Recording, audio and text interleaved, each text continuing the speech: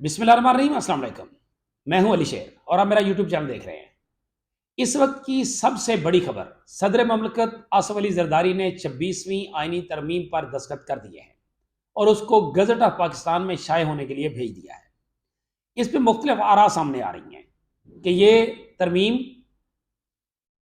پارلیمان کی آزادی، پارلیمان کی خود مختاری اور پارلیمان کا چھینا ہوا سپریم کورٹ کی طرف سے اختیار واپس لیا گیا ہے. ایک رائے یہ ہے، اور دوسری رائے یہ ہے کہ یہ پی ڈی ایم 3، حافظ نعیم الرحمان صاحب نے کہا ہے پریس کانفرنس میں کہ یہ پی ڈی ایم 3 کا تیسرا کارنامہ ہے یا تیسرا حملہ ہے عدلیہ کے اوپر. ماضی میں یہ صرف سپریم کورٹ پہ حملے کرتے تھے اور اب اس کا اختیار بھی چھین لیا ہے. یہ سارے ٹیکنیکل پہلو ہیں. ان پہ بات کرنے کے لیے ہمارے ساتھ موجود ہے راشد عمر اولک صاحب، جو کہ وکیل ہیں. ایج میں آپ کو زیادہ نظر نہیں آ رہے، لیکن فیکچول بات یہ ہے کہ کام میں بہت تیز ہے ماشاءاللہ. تیاری کرتے ہیں، دلیل کے ساتھ بات کرتے ہیں. ہماری وقتاً وقتاً جب بھی گفتگو ہوتی ہے، ہم کوئی بات پوچھتے ہیں یا کرتے ہیں تو ان کو بھی پتا ہوتا ہے کہ جو بات میں کر رہا ہوں ہم اس کا ڈاکومنٹ مانگیں گے، ہم اس کا حوالہ مانگیں گے. تو وہ حوالہ جات کے ساتھ گفتگو جو بھی کرے گا، تو وہ جونیئر ہو یا سینئر ہو، وہ جاندار اور مضبوط چیز ہوگی. ان حوالہ جات کو ہم آپ کے ساتھ شیئر بھی کریں گے جلد. آج ہم نے ڈسکشن کیا ہے اور آپ کے ساتھ وہ ڈاکومنٹس کی صورت میں آپ کے ساتھ سیریز آف ڈاکومنٹس رکھیں گے کہ اس کے حقائق کیا ہے. راشد صاحب بہت شکریہ. پہلے تو یہ بتائیے گا کہ اس ترمیم کو آپ نے کیسے لیا ہے بطور وکیل؟ دیکھیں، میں تو اس ترمیم کو بالکل آئین اور آئین کی آزادی پہ حملہ سمجھتا ہوں. اور یہ نہ صرف آئین کی اس کی آزادی پہ حملہ ہے، اس کی حفاظت پہ حملہ ہے، اس کی پروٹیکشن پہ حملہ ہے، اس کی خود مختاری پہ حملہ ہے، بلکہ اس کے ساتھ ساتھ یہ اس آزاد عدلیہ کے کانسیپٹ پہ بھی حملہ ہے جس کی بنیادی طور پہ اس آئین نے ہی ذمہ داری اٹھائی ہے. تو میں یہ سمجھتا ہوں کہ یہ کسی بھی صورت ایک مہذب ملک کے اندر، ایک جمہوری ملک کے اندر یہ روایات قائم نہیں ہو سکتی کہ جس طریقے سے اس وقت عدلیہ کی آزادی کو چھینا گیا، سلب کیا گیا. اس کے کانسیکوینسز بہت برے ہوں گے. آپ نے کہا کہ آئین کی آزادی، تو جنہوں نے آئین بنایا ہے انہوں نے یہ بات دی تھی نا عدلیہ کو. تو اگر وہ اسی آئین بنانے والے جو ہیں وہ اس کو سمجھتے ہیں کہ نہیں، اس کو اس طرح نہیں، اس طرح بیٹر ہونا چاہیے، تو اس میں حرج کیا پھر؟ دیکھیں، اس میں بڑی امپورٹنٹ بات ہے کہ آئین وہ بیسک ڈاکومنٹ ہے جس کے اوپر کوئی گورنمنٹ فارم ہوتی ہے. اس آئین نے پارلیمانی نظامی حکومت کو فارم کرنے کے لیے ایک پورا پروسیجر دیا ہے. اس آئین نے عدلیہ کی آزادی، خود مختاری اور اس کی اپوائنٹمنٹس کے لیے پورا پروسیجر دیا ہے.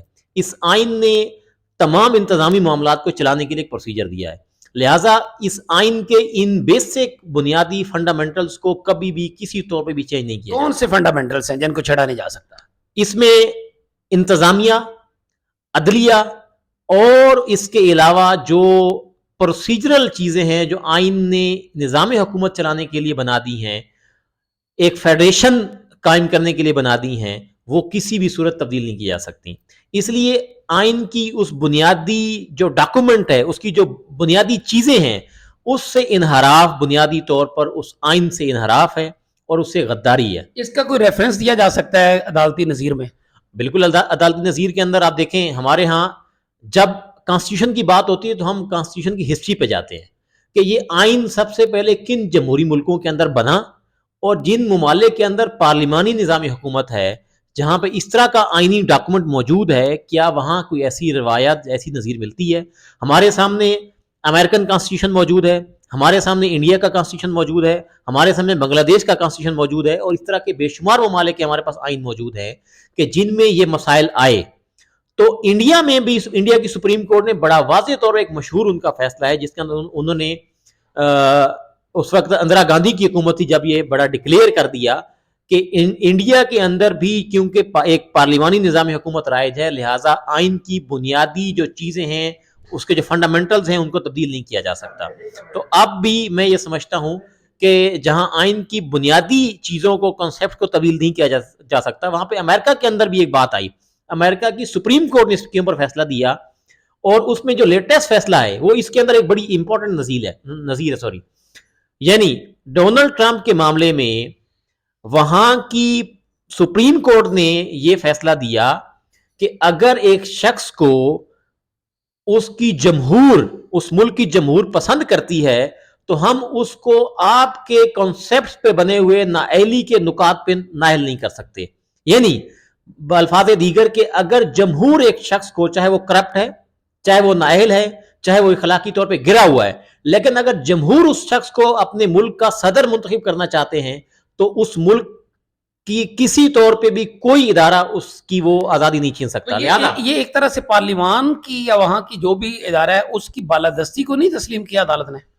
دیکھیں، پارلیمان کی بالادستی کی بجائے یہاں عوام کی بالادستی ہے. عوام نے، پارلیمان عوام سے بنتی ہے. میں بتا دوں، اب اس جب بھی کوئی اسٹیٹ وجود میں آتی ہے نا تو اس میں ایک فارمیشن بنتی ہے، اس میں ایک آئین بنیادی ڈھانچہ بنتا ہے جس کو آپ تبدیل نہیں کر سکتے، جس کو جب تک 2/3 میجورٹی آپ کے پاس نہ ہو آپ اس کے اندر کوئی ترمیم نہیں لا سکتے. 2/3 میجورٹی سے ہوئی ہے نا. اب اس میں سنگل لارجسٹ پارٹی ہو، خرید و فروخت کا نظام نہ ہو تو سمجھا جا سکتا ہے کہ اگر شفاف آئینی ذریعے سے ایک آئینی حکومت وجود میں آئی ہے، کیونکہ یہاں سب سے بڑا بنیادی سوال یہ ہے کہ ایک غیر آئینی حکومت ہے، غیر جمہوری حکومت ہے، ایک ڈاکہ ڈالنے کے بعد وجود میں آنے والی حکومت ہے، اور اس کے بعد بھی جو خرید و فروخت کا نظام اس کے اندر ہوا ہے، اس کے نتیجے میں جو گورنمنٹ وجود کے اندر آئی ہے، اس کی کوئی بھی اس کا ایکٹ، اس کا کوئی عمل، اس کی کوئی لیجسلیشن، اس کی کوئی قانونی حیثیت یہ نہیں. سنگل لارجسٹ کی بات آپ نے کہاں سے نکالی؟ ہمارے آئین میں تو ایسا کچھ بھی نہیں ہے. دیکھیں، آئین جہاں پہ پارلیمانی نظام حکومت رائج ہے وہاں پہ آئین بنیادی ڈاکومنٹ ہے. جس آئین کے مطابق آپ نے گورنمنٹ فارم کی ہے، آپ مجھے یہ بتائیں کہ اسی آئین کو ہی آپ تبدیل کر دیں گے تو پھر آئین کہاں محفوظ رہے گا؟ اچھا، دوسرا، آپ اس آئینی ادارے کو ہی ختم کر دیں گے، اس آئینی ادارہ جو کہ اس آئین کی بالادستی کو، اس کی آزادی کو تحفظ دے سکتا ہے، وہ صرف سپریم کورٹ ہے، اعلیٰ عدلیہ ہے. اب اعلیٰ عدلیہ، اس آئین کے اندر لکھا ہوا ہے کہ آپ اعلیٰ عدلیہ کے اختیارات کو نہیں چھین سکتے، اس کے اختیارات کو کمپرومائز نہیں کر سکتے، نظام انصاف کی بنیادی چیزوں کو آپ نہیں چھیڑ سکتے. تو یہ تو نظام انصاف کی بنیادی چیزوں کو چھیڑنا ہے کہ جب آپ ججز کو کمپرومائز کر دیں گے، جب آپ ایک جوڈیشل کمیشن کے تھرو اپنے پسند اور ناپسند کی بنیادوں پہ ججز کو تعینات کریں گے، اور اس بنیاد پہ آنے والی کوئی بھی عدلیہ، چاہے اس کے اندر چیف جسٹس ہو یا دیگر ججز ہوں، وہ انصاف پر مبنی فیصلے نہیں کر پائے گی. تو میں یہ سمجھتا ہوں کہ یہ اس سے بڑا ڈاکہ نہیں ہو سکتا اس عدلیہ کے اوپر اور اس عدلیہ کی آزادی کمپرومائز ہونے کے اوپر. لہٰذا اگر کوئی گورنمنٹ اس آئین کے بنیادی ڈاکومنٹ پہ فارم ہوئی ہے تو اگر اس نے آتے ساتھ ہی اس آئین کے بنیادی تصورات کو چینج کرنا ہے تو پھر اس آئین کا فائدہ کیا ہے؟ پھر اس آئین کی حفاظت کون کرے گا؟ اچھا، ویسے اس میں ایک آپ کی بات سے میرے ذہن میں آیا کہ کیا یہ کنفلکٹ آف انٹرسٹ نہیں ہو جائے گا پارلیمان کی طرف سے کہ جنہوں نے جس سے فائدہ اٹھانا ہے وہی اس کو تبدیل کر دیں گے اور اس کی بیسکس کو چینج کر دیں گے، باوجود اس کے کہ جنہوں نے بنایا ہے چینج کرنے کا اختیار بھی اسے ہے، اب بنانے کا اور چینج کرنے کا اختیار بھی انہیں ہے، لیکن کنفلکٹ آف انٹرسٹ جو ہے وہ بھی ان پہ ہے، تو پھر درمیان سے راستہ کیا نکلے گا؟ دیکھیں، راستے موجود ہیں. آپ 2/3 میجورٹی سے آئین کے اندر ملک چلانے کے لیے بہت ساری صورتوں میں ترمیم کر سکتے ہیں.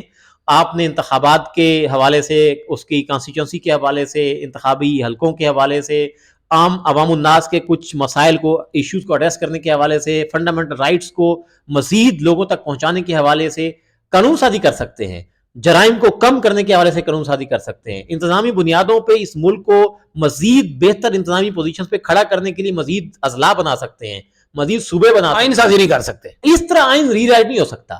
یہ آپ اس ملک کے بنیادی مسائل تھے انتظامی، آپ صوبے نہیں بنے. ایک اور ذہن میں سوال آیا، اگر اس بات کو مان لیا جائے جیسے انہوں نے 2 تائی اکثریت سے یہ کیا ہے، کل کو یہی پارلیمان کہے کہ نہیں جی ہم نے یہ طے کر دیا کہ اسلام جو ہے وہ ریاستی مذہب نہیں ہوگا، وہ طے کر دے کہ کل سے شراب جو ہے وہ جائز ہو جائے گی، وہ طے کر دے کہ یہاں جو ہے بالکل کوئی ڈیموکریسی نہیں، ہم نے یہ نظام پورے کا پورا تبدیل کر دیا، تو کیا پھر وہ ہو سکتا ہے یا ہو جائے گا؟ یہی تو بات سمجھنے کہ اصل بات تو آپ نے کی ہے نا، یہی تو بنیادی بات ہے کہ آئین کے اندر لکھا ہے کہ اس ملک کا سرکاری مذہب اسلام ہے. آئین کے اندر لکھا ہے کہ عدلیہ کی آزادی کو کس طرح پروٹیکٹ کیا جائے گا. آئین کے اندر لکھا ہے کہ انتظامیہ کس طریقے سے اپنے اختیارات کو استعمال کرے گی. آئین کے اندر لکھا ہوا ہے کہ اس ملک کی جو عسکری قیادت ہے وہ کس طریقے سے لے کے چلے گی معاملات کو. یہ ساری چیزیں آئین نے دے دی ہیں، اب آپ آئین کے پابند ہیں. اسی آئین نے آپ کو پابند کیا نا کہ آپ فارم آف گورنمنٹ کیسے بنائیں گے, یعنی جمہوری نظام کے ذریعے آپ انتخابات کروائیں گے. آپ وہی منتخب ہونے والی حکومت اگر اسی آئین کو ریرائٹ کر دے گی تو پھر اس آئین کا کہاں ڈھانچہ بچے گا؟ اچھا عمر, ایک بات آپ کی اس گفتگو سے میرے ذہن میں آئی, آپ نے عسکری کا ذکر کیا, تو عسکری سے بات میرے ذہن میں, پہلے یہ ہوتا ہے کہ چیف جو ہے, چیف آف آرمی اسٹاف, ان کے بننے کی دوڑ لگی ہوتی ہے کہ کون حکومت کو خوش کر لے اور وہ چیف آف آرمی اسٹاف بن جائے, اور جنرل پرویز مشرف اپنے آرمی چیف کے ہوتے ہوئے منگلا سے چل کے آ کے نواز شریف سے راتوں رات ملاقاتیں کرتے ہیں, اور پھر پتہ چلتا ہے, پھر پکڑے جاتے ہیں, باقی چیزیں ہوتی ہیں, یہ سازشیں چل رہی ہوتی ہیں. تو اب کیا جو سپریم کورٹ کے 3 سینئر ججز ہیں وہ بھی اسی طرح راتوں کو ملاقاتیں کر رہے ہوں گے, وہ فیصلے ایسے دے رہے ہوں گے, اور یہ آرمی چیف کی طرح چیف جسٹس پاکستان کی دوڑ بھی لگی ہوگی کہ کس نے زیادہ بہتر چاپلوسی کی ہے کہ اس کو چیف بنا دیا جائے. دیکھیں یہ تو بڑی بنیادی بات ہے کہ بیسکس کو اگر آپ نے کوئی غلط چیز کی ہے نا تو آپ اس کی بنیاد کو ٹھیک کریں. ججز کی اپوائنٹمنٹ کے اندر اگر کہیں غلطی موجود ہے, اگر کوئی ان کیپیسٹی موجود ہے, ان کیپیبلٹی موجود ہے, تو آپ اس کو ٹھیک کریں. اگر اس بنیاد پہ ججز تعینات ہوں گے اور اس بنیاد کے اوپر ججز آئیں گے سپریم کورٹ کے اندر, تو پھر تو میں کہہ سکتا ہوں کہ کیونکہ میرٹس کے اوپر لوگ آئے ہیں لہذا جو زیادہ کمپیٹنٹ ہے آپ اس کو بٹھا دیں. بات یہ ہے کہ کیا آپ کی سلیکشن جب ایک جج بطور ہائی کورٹ کے ایک وکیل کو آپ جج کے طور پہ تعینات کر رہے تھے, ایڈ ہاک جج تعینات کر رہے تھے, تو کیا اس وقت آپ نے کمپیٹنسی کا معیار چیک نہیں کیا تھا؟ تو کیا اس وقت وہ نااہل تھا؟ تو وہ اہل تھا. ایک شخص اپنی اپوائنٹمنٹ کے وقت اہل تھا, جبکہ وہ سپریم کورٹ جب پہنچ گیا تو وہ چیف جسٹس بننے کے لیے اس دوڑ میں جب شامل ہو گیا تو کیا وہ نااہل ہو گیا؟ یہ بنیادی طور پہ میں یہ سمجھتا ہوں کہ دیکھیں یہاں پہ عدلیہ کی آزادی سلب ہوگی اور وہ کمپرومائزڈ ہوگی. یہ بتائیں کہ کیا یہ بیسیکلی آپ اس کو پرسن اسپیسیفک امینڈمنٹ سمجھتے ہیں؟ پہلے کہا گیا کہ قاضی فیاض عیسیٰ کو ایکسٹینشن دینی ہے, اس کو آئینی بینچ کا سربراہ بنانا ہے, یہ کرنا ہے. اب لگتا ہے کہ جیسے منصور علی شاہ کو نکالنے کے لیے یہ سارے کچھ جو ہے وہ کیا گیا, پہلے بنانے کے لیے کسی کو تھا, اب نکالنے کے لیے ہے. دیکھیں پرسن اسپیسیفک تو یہ ہے, کل فار ایگزامپل ایک چھوٹا سا یہاں پہ ہم سوال لیتے ہیں کہ کل فار ایگزامپل اگلی آنے والی پارلیمنٹ اس بنیاد پہ رضامند ہو جاتی ہے کہ جو چیف جسٹس اس جو انہوں نے فارمیشن کی ہے ان 3 ججوں میں سے کوئی ایک بندہ چیف جسٹس بن جاتا ہے, اور اس آنے والی حکومت کو وہ جج پسند نہیں آتا, تو وہ کہتے ہیں کہ ہم کیونکہ پارلیمنٹ کے اندر بیٹھے ہیں, پارلیمنٹ ہمارا ہے, لہٰذا ہم ایک اور ترمیم لے آتے ہیں.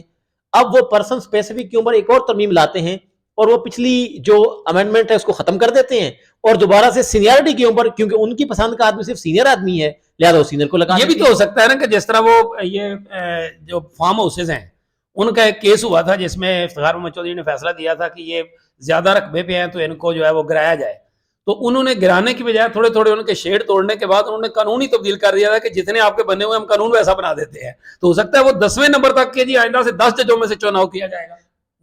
دیکھیں جب آپ کھولیں گے نا اس جسے کہتے ہیں نا کہ گٹھڑی کو, اب کھولیں گے تو پھر آپ ہر اپنے مفادات کے مطابق چناؤ شروع کر دیں گے. ہر آنے والی حکومت یہ سمجھے گی کہ میرے مفادات کا اگر ٹکراؤ پرانی پالیسی کے اندر ہے یا پرانی امینڈمنٹ کے اندر ہے اس کو ختم کر دیا جائے, تو پھر امینڈمنٹ در امینڈمنٹ کہاں آپ چلیں, کہاں رکیں گے؟ اچھا لاسٹلی یہ بتائیے گا کہ آپ کے خیال میں جو آپ نے بات کی تھی کہ جی سنگل لارجسٹ پارٹی 2 تہائی اکثریت رکھتی ہے تو پھر وہ آئین کو امینڈ کر سکے, تو یہ دنیا کے کچھ ممالک میں ایسا موجود ہے, اور اگر یہ ہوتا ہے تو وہ مسئلے کا حل ہے کم از کم اس طرح کا؟ دیکھیں مسئلے کا حل ہے اگر سنگل لارجسٹ پارٹی وجود میں آتی ہے اور شفاف انتخابات کے ذریعے وجود میں آتی ہے. بنیادی بات ہے اس آئین کے مطابق اگر شفاف انتخابات ہوتے ہیں اس کے نتیجے میں ایک بہترین لوگوں کی آراء کے مطابق حکومت بنتی ہے, اس 2/3 میجورٹی رکھنے والی حکومت کو اختیار حاصل ہوتا ہے کہ وہ ایسی قانون سازی کرے. کیوں اس کو عوام کی تائید حاصل ہے؟ اس لیے کہا جاتا ہے کہ جب بھی آپ نے آئین کے اندر ترمیم کرنی ہو تو آپ اپوزیشن سے بیٹھیں, آپ حکومتی لوگوں سے بیٹھیں, سب سے ایک بڑا آپ مذاکراتی عمل شروع کریں اور عوام کی تائید حاصل کریں. نہیں تو اگر وہ حکومت بھی جو ہے وہ اسی طرح 2 تہائی والی جو ہے فارم 47 سے آئی ہوگی تو نہیں, تو وہ اگر وہ بھی آئی ہوگی تو پھر اس کو اختیار کیسے دیا جا سکتا ہے؟ دیکھیں کسی بھی غیر جمہوری نہ قوت کو نہ کسی غیر جمہوری پارلیمانی پارٹی کو یہ اختیار حاصل ہو سکتا ہے آئین کے مطابق اچھا کہ وہ اس طرح قانون سازی کرے. عمر صاحب یہ بتائیے گا کہ ایک لاسٹلی کہ بعض ملکوں میں یہ بھی ہے کہ وہاں پہ جج کا انٹرویو جو ہے وہ براہ راست پبلک دیکھ رہی ہوتی ہے, پتہ چلتا ہے جنہوں نے ان کی زندگی موت کے فیصلے کرنے ہیں ان کو جو ہے وہ وہاں پہ وہ کیا جاتا ہے. کیا یہاں کم از کم اس پارلیمانی کمیٹی کو ओपन कर दिया जाए, उसकी प्रोसीडिंग जो है वो ओपन कर दी जाए ताकि सबको पता चले कि किसका क्या इंटरव्यू हो रहा है और किसका क्या किरदार है। हाँ, तो ये बहुत सारे दुनिया के ममालिक, तरक्की याफ्ता ममालिक में होता है, जजेस के इंटरव्यू होते हैं, उस इंटरव्यू का एक पैनल होता है, चैनल के ऊपर उसका ओपन इंटरव्यू होता है, पब्लिक उसको देख रही होती है और पब्लिक उन क्वेश्चन आंसर को ऑब्जर्व कर रही होती है और उसके मुताबिक पब्लिक भी फैसला करती है कि क्या ये जज अपनी अहलियत के म्यार के मुताबिक हमारे फैसले करने का हक रखता है या नहीं। उस वजह से उस जज को वो अवामी तायद भी हासिल हो जाती है। तो यहाँ भी आप अगर उस प्रोसेस को ओपन कर दें, लोगों के लिए ओपन कर दें कि हम जो भी काम कर रहे हैं वो बिल्कुल ओपन एंड शट केस है और उसको अवाम की भी तायद हासिल है, अवाम उसको देख रहे हैं, इंटरव्यू को देख रहे हैं, बाकी चीज़ों को देख रहे हैं या प्रोसेस को देख रहे हैं और अवाम समझते हैं कि वाकई मेरिट के ऊपर एक जज आया हुआ है, तो फिर तो वैसे भी ये चीज़ें ख़त्म हो जाएंगी। फिर तो मैं ये समझता हूँ कि ये जो 3 ऑप्शंस आप दे रहे हैं ना, ये भी ख़त्म हो जाएगा। ये एक चीज बता दें कि अब इसको चैलेंज करने का कोई रास्ता आपको नजर आता है जिस तरह की तरमीम हो चुकी गई है? देखें, चैलेंज करने के बहुत सारे रास्ते मौजूद हैं, खुद इस आइन ने दिए हैं कि आइन को अगर रीराइट किया जाएगा, आइन को इस तरह से छेड़ा जाएगा और आइन की बुनियादियात से अगर इनहराफ किया जाएगा तो उसके ऊपर सुप्रीम कोर्ट एक आइनी इदारा मौजूद है। लेकिन ऊपर उसने जिसको जज करना है वो एक अलग से बेंच उसी काम के लिए बना हुआ होगा। देखें, ये बात, इस बात पे तो ना तो रुकावट डाल सकती है ना दलालत कर सकती है कि हम आइनी जिदोजहद से कोई भी शख्स उसको रोका जा सकता है। आइन किसी भी शख्स को बुनियादी तौर पे अपने हकूक़ की या इस आइन के तहफ़्फ़ुज़ के लिए खड़ा होने की बात करता है, तो लिहाजा कोई भी शख्स उस आइन के तहफ़्फ़ुज़ के लिए खड़ा तो हो सकता है, लाजमी तो नहीं है, हो सकता है कोई बाज़मीर जज आइन की उस रूह के मुताबिक कोई फ़ैसला दे दे। बहुत शुक्रिया। राशिद उमर औलख साहब जो है वो बता रहे थे इसके कानूनी नुकात, हवाले, अदालती नज़ीरें, दुनिया में क्या हो रहा है, होना क्या चाहिए, ये गुफ्तगू जो है वो आपको किस हद तक नॉलेज आपको दिया। अगर कोई सवालात हों तो ज़रूर लिखिएगा, हम राशिद साहब से पूछ के अपनी समझ के मुताबिक भी आपको इससे आगाह करेंगे। इसी के साथ मुझे दीजिए इजाज़त। अल्लाह हाफ़िज़।